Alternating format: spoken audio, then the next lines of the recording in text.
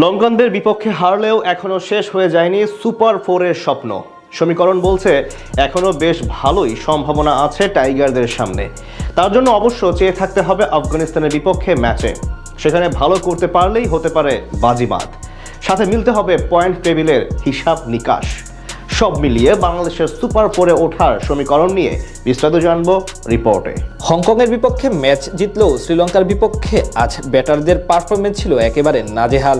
মাথা তুলে দাঁড়ানো তো দূরে থাক, কিছুই করতে পারেনি লিটন দাসের দল। জাকের আলী ও শামীম পাটোয়ারি মিলে লড়াই করলেও ম্যাচ জয়ের জন্য যথেষ্ট ছিল না সেটি, যার সুবাদে পরাজয় বরণ করতে হয় টাইগারদের। এতেই সুপার ফোরে ওঠার মাঝে বড় ধাক্কা খেল লাল সবুজ প্রতিনিধিরা। যদিও সমীকরণ বলছে এখনও কঠিন পথ পাড়ি দিতে পারলে শেষ চারে যেতে পারবে বাংলাদেশ।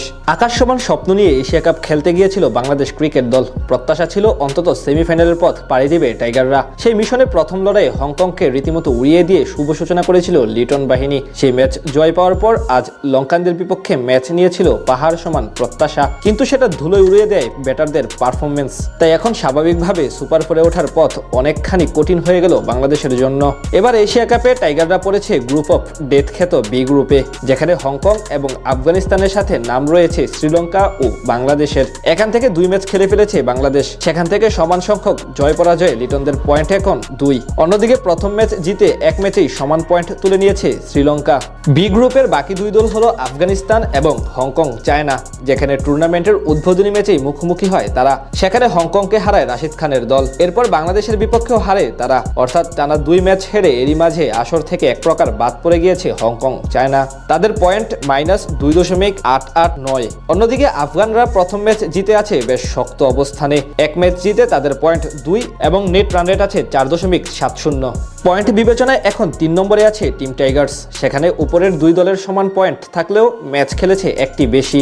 বাংলাদেশের পরবর্তী ম্যাচ আছে রাশিদ খানদের বিপক্ষে। সেটিতে জয় ছাড়া আপাতত কোনো বিকল্প নেই, এমনকি রাখতে হবে বড় ব্যবধান। তবে এরপরও চেয়ে থাকতে হবে শ্রীলঙ্কা ও আফগানিস্তানের লড়াইয়ে। সেখানে অবশ্যই শ্রীলঙ্কাকে হারাতে হবে হংকংকে এবং আফগানিস্তানকে।